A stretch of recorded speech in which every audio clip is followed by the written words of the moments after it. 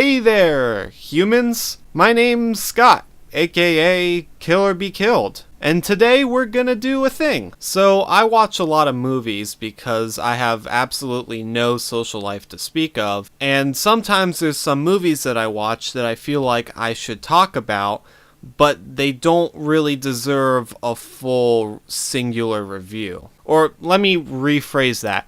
There's movies out there that are like B movies, B-worthy movies that don't get a lot of light, and I feel like if they were on their own, most of you would not bother to watch a review of them because you've never heard of the movie, nor have you probably seen the movie. And so I feel like some of these movies deserve to be talked about, you know, but of course on their own, they're not really going to be recognized. So I thought of doing this little series thing idea, quick reviews, where I just talk about 3 movies. I don't go into plot details or anything like that. I just talk about things that were notable about the movie, whether good or bad. I recommend it, and I give it a review. And that's pretty much it. So I feel like this segment's going to be, or this series is going to be kind of like a half review, half recommendation. Sorry, my door just closed behind me because my AC turned on. But yeah, I feel like it's going to be like a half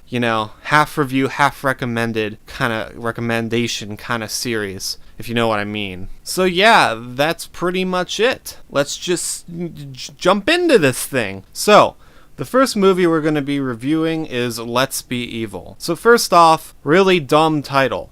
And the title doesn't even make much sense in the context of the movie either. One thing that I can say about this movie that's really good is that the setting is great. The colors in this movie are really vibrant and alluring, and that's probably the best aspect of this film is the setting. Gives kind of like a sci-fi futuristic, but really like, I don't know, like neon kind of feeling, if that makes any sense. So it's a very visually stimulating movie. So basically this is like a VR movie mixed with like Children of the Corn, if that makes any sense. It kind of doesn't, and that's because it doesn't. But it is kind of an interesting concept. I like the VR idea. It kind of reminds me of that one episode of Black Mirror. I don't remember what it was called, but the one with the guy in VR testing the video game. It's like a knockoff version of that episode, basically. Okay, so one, horrible dialogue. Really bad, cringy, doesn't make any much sense dialogue. You're going to be thinking throughout the entire movie, who the hell would say this? How did this get past the green room? Or the table read? Or whatever. You get my point. Another thing, really bad acting. Except for the main character, Jenny. She was decent, but everyone else, really bad acting. But then again, going back to the dialogue, you know, you give a person shit and they're not going to have much to work with. So I guess you can't really blame that entirely on the actors, but still, the dialogue is not saved at all by the acting. Lastly, really bad ending. Didn't really make much sense at all. That's just pretty much all I'm going to say about the ending. I feel like if this movie went the route of like extreme crazy government testing kind of sort of thing, and if the movie had a firm explanation, even if it wasn't that, but I feel like just personally that would have made the movie better if they went that route. I feel like this movie could have been better. The movie comes off as sort of vague in the meaning or the narrative or whatever, the storyline, the purpose. There's just not really much there. It's kind of like looking at the movie through a fisheye lens and you have like no peripheral vision, and there's other things you should know, but you're never told. So on a whole, would I recommend this movie? Yes. Yes and no. I would recommend it because it's a very visually appeasing movie, and I feel like it's just really unique in that regard. The vibrant colors they have, the setting they have, the underground testing lab-based sort of thing. I know that's not really a very original idea, but with the lighting and with the VR and with the Children of the Corn concept, it kind of works well. So I would recommend it, but just be prepared. You're not going to be all that fulfilled by the end of it. Numeric review, 4 out of 10. It doesn't quite hit the mark for being, I guess, a good use of my time, but still, I don't know. I don't regret watching it, but I also do.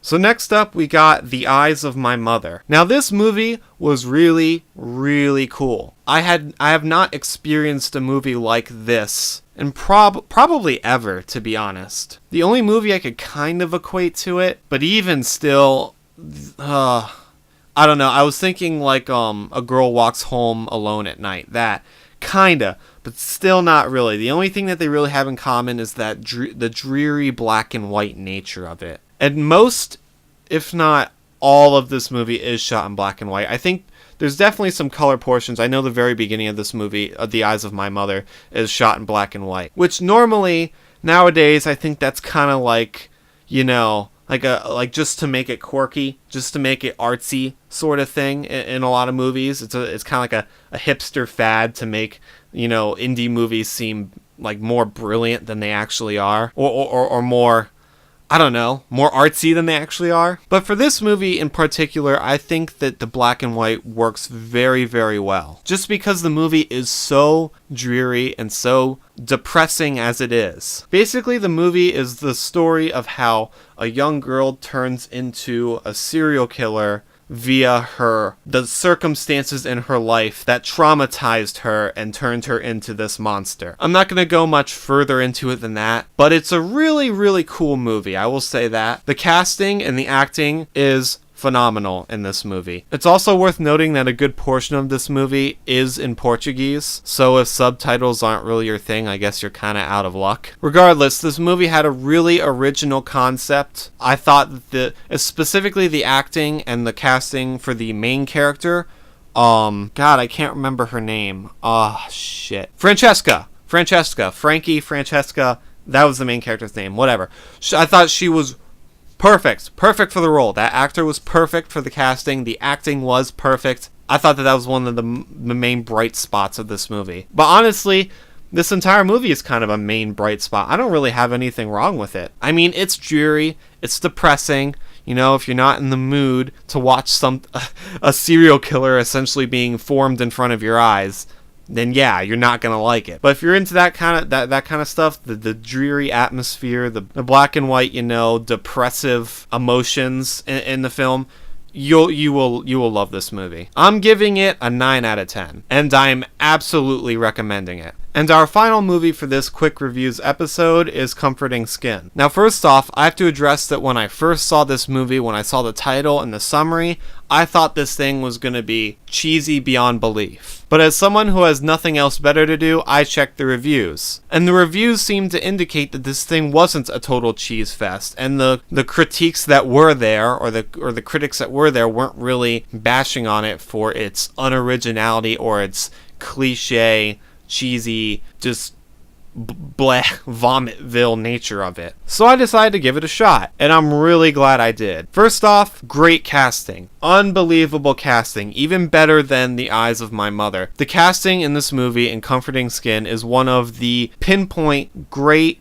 aspects of it. The girl who they chose to play the main character, Coffee, was great. The guy who they chose to play Nathan, the socially awkward friend of Coffee, amazing. Like, even just the looks of these two people it's spot on for how I would imagine these characters to look like. But moving on, even the secondary characters were really well casted, and their acting was completely spot on. Even the hoary, aging friend character of Coffee, whose name I can't remember, she's just the perfect image of that aging high school prep girl who's just clinging to her long-lost youth and won't let it go. Absolutely perfect casting and perfect acting. So moving on to the actual concept of this film, the girl, Coffee, the main character Coffee, just gets a tattoo spontaneously, and it starts talking to her and pleasuring her, among other things. And this main character, Coffee, is just really lacking in self-confidence, and this tattoo was almost like to boost that, because she was feeling so ugly. She felt like no one wanted her. She was dating this really old, I believe he was an art dealer, and even he didn't want her, and he was like freaking 50. I will say, if I have one major critique of this movie, it's that the audio is absolutely horrible. They will just, occasionally this piano will just like enter in the middle of dialogue, or in the middle of a situation where there really should be silence or an ambience, not just this obnoxious piano just ringing throughout the entire movie. If I have anything to complain about in this movie, it's definitely the audio and the fact that this piano is so damn loud.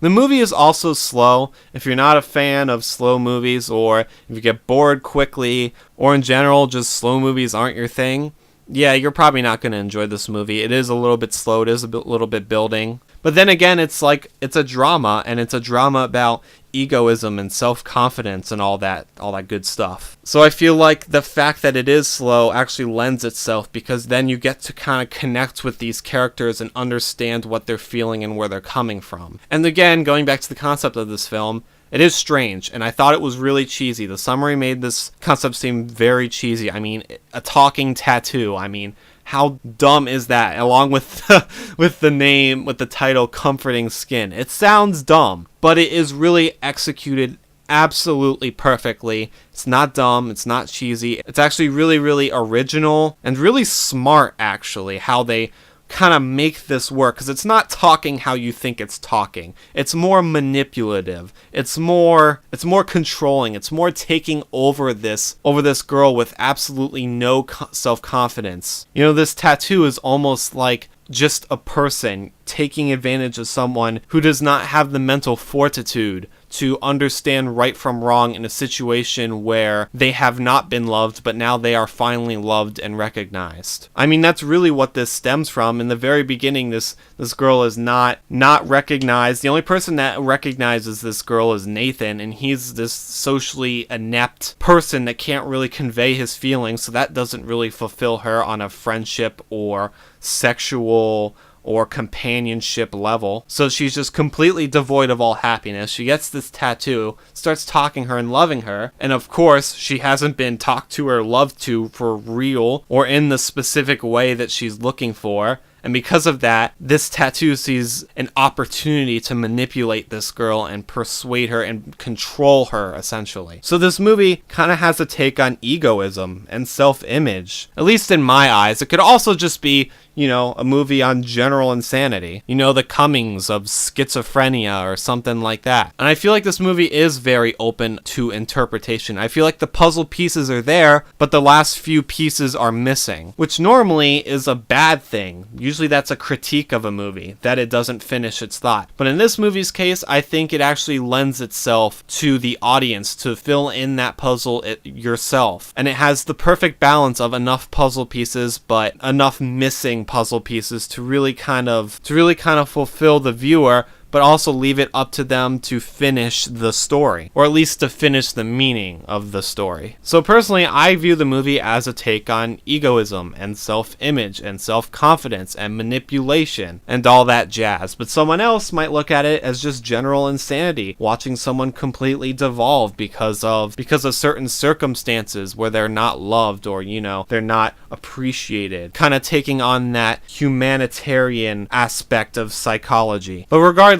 great movie, absolutely recommend it, 9 out of 10, and I suggest you all go and watch it. So that's going to do it for this first episode of Quick Reviews. Thank you, humans, for watching. I hope you enjoyed the video. Let me know in the comments if you watched any of the movies, and if so, what you thought of them. Hope to see you guys in the next video. Bye!